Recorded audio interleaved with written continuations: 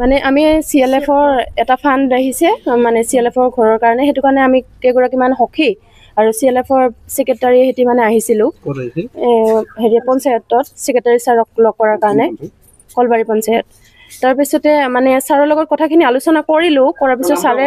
মানে প্ৰথমতে ক'ল কি মোৰ এক জেগাত মানে যাব লগা আছে তেতিয়া মানে বেছি মানে আলোচনা নকৰিলোঁ হৈছে কথাখিনি তাৰপিছত যেতিয়া আমি ওলাই আহিলোঁ তেতিয়া ছাৰক ক'লোঁ যে ছাৰ আহিলোঁ ছাৰ যাওঁ এনেকৈ ক'লে ছাৰ মাধুৰীমা ৰখা এনেকৈ ক'লে কিন্তু মই মানে 4 দিনমানৰ আগতে ছাৰক এখন NOC-ৰ কাৰণে মানে ফোন কৰিছিলোঁ তাৰপিছত ছাৰক মই ক'লোঁ যে ছাৰ মোক এখন NOC লাগিছিল সেইকাৰণে মই আপোনাক ফোন কৰিছিলোঁ কিন্তু ডকুমেণ্টছখিনি মোৰ লগতে আছে তাৰপিছত ছাৰে ক'লে কি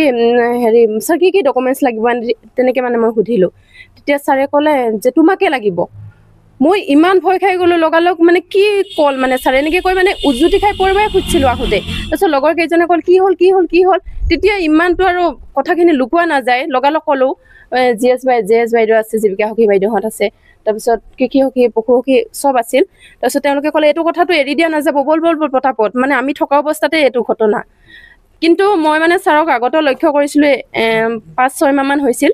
এদিন মই আৰু আহিছিলোঁ পঞ্চায়তত তেতিয়া মোক কৈছে যে ছাৰে যে তুমি আজি যে কাপোৰ পিন্ধি আহিছে ভাল লাগিছে এনেকৈ কৈছে তেতিয়া মই নিজকে অলপ লাজ লাগিছিল যে ছাৰ এজন ইমান ভদ্ৰ মানুহ যে তেওঁক আমি ইমান ৰেচপেক্ট কৰোঁ তেতিয়া মই মানে একোৱে ক'ব নোৱাৰা হৈ গ'লোঁ তাৰপিছত ছাৰক হ'ব দিয়ক বুলি কৈ মানে পাৰিলে মই পলাই ফুৰাহেন মানে কিন্তু আৰু যে মই পিছত আহিছিলোঁ মানে পাৰিলে কোনোবা এগৰাকী মহিলা লৈহে মানে মই কাৰ্যালয়ত আহোঁ ছাৰৰ নাম জহিদুল ইছলাম নেকি তেনেকুৱাই জহিদুল ইছলাম নয়াপাৰা কি বিষয় মানে অভিযোগ মতে মানে মোৰ ক্ষেত্ৰত যে আজি এনেকুৱা হৈছে সেইটো কথা মই নকওঁ কিন্তু মানে আমি কেতিয়াবা আলোচনা কৰোঁ কেতিয়াবা যে কমফৰ্টেবল নহয় ছাৰৰ ওচৰত আহিলে মানে কয় আৰু কিছুমান আমি সখীয়ে বা ওচৰৰ আৰু এতিয়া শুনা পালোঁ লালমাটিৰ এগৰাকী মহিলাকো বোলে কন্দুৱাই পঠিয়াইছে লাজতে মানে লাজ পাইছে তাই আৰু এগৰাকী আমাৰে সখী বেংক সখী বীমা সখী বাইদেউ তেওঁকো বোলে একদিন কিবা এটা কৈছিল সেইবিলাক অৱশ্যে মই আজি নকওঁ কাৰণ যিহেতু শুনা নাই কিন্তু মোক মানে আজি আমি গোটেই মহিলাখিনি থাকোঁতে যে ক'লে ছাৰে মানে লুকুৱাবলৈও মানে সময় নাই যিটো মানে এটা কথা গম পাই যে ভয় খাই কিয় আহিলে ৰুমৰ পৰা সেইটোৱে মানে কি কৰে বা আমাৰ বাইদেউহঁতে বা কি কৰে এতিয়া আমাক বিচাৰ লাগে আৰু মানে এতিয়া যেতিয়া আমাৰ এই মানে পঞ্চায়তৰ কাৰ্যালয়তে আৰু এটা মানে আমাৰ অফিচো কমি গৈ আছিলে তাতেতো আমি বহুত আহিম হয়তো কেতিয়াবা কোনোবা আগতে আহিম তাতেতো পুৰুষটো নাহে যে আমাৰ BPM ছাৰ হয়তো আহিব বা ছাৰহঁত আহিব কিন্তু আমিতো কোনোবা এগৰাকী মহিলা আগত আহিম কোনোবা পিছত আহিম কিন্তু তেওঁতো ৰুমতো প্ৰায় আমি আহিলেতো দৰ্জা মানে খিৰিকী বন্ধ থাকেই মানে ভালে নালাগে মানে যে কোনটো ৰুমত আহিছোঁ যে ছেক্ৰেটাৰী ছাৰৰ ৰুম এনেকুৱা মানে ক'ব নিজকে বেয়াই লাগে মানে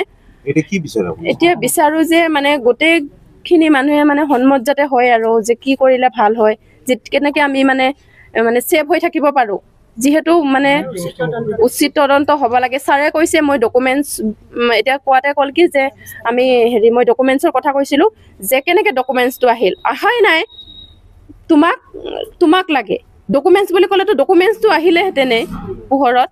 কিন্তু এইটো কোৱা নাই ছাৰে এইটো সম্পূৰ্ণ ভুল কৈছে কথা মই বুজাই ক'ম কোনো এজন মহিলা নিজৰ শালীনতা ধ্বংস কৰাৰ কাৰণে আগবাঢ়ি কোনেও নাহে মোৰ বদনাম কোনেও বদনাম কৰিব নিজৰ বদনাম কৰিব কোনো আগবাঢ়ি নাহে কিন্তু হয়তো ইয়াৰ মাজত কিবা এটা থাকিব লাগিব আৰু আমি শুনা পোৱা হিচাপে আমাৰ যিজন সচিব মহোদয় হয় ইয়াত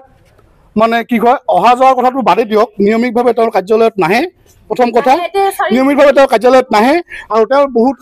মোৰ এইটো ওচৰতে ঘৰ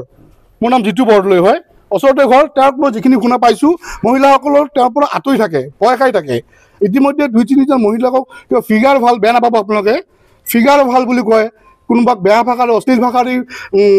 উপলুঙা কৰে সেইবিলাক বস্তু আজি সচিবক মানে 10খন গাঁৱৰ তেখেতৰ সচিব হয় তেখেতৰ এইবিলাক কথা ক'ব নাপায় আজি মোৰ ওচৰত এজন বাইদেউজনী আছে তেওঁ আমাৰ কলবাৰী গাঁৱৰে বাইদেউ তেখেত আজি 4 দিনমান হ'ল সামান্য পইচা এটা বিচাৰিছে তেওঁৰ ওচৰত থৈ এটাৰ কাৰণে কি কাৰণত তেওঁ আচাৰ মহিলা কাম কৰে তেখেতে আৰু আইতা এজনী আছে আজি 4 দিনৰ পৰা মই দেখা পাইছোঁ তেওঁ আপোনাৰ কি হৈছে জন্ম চাৰ্টিফিকেটৰ চহী এটা লোৱাৰ কাৰণে তেওঁৰ কাৰণে ৰখি থাকিব লগা হৈছে আজি এসপ্তাহৰ পৰা এইবিলাক হ'ব নালাগে আমি হ'ব নিদিওঁ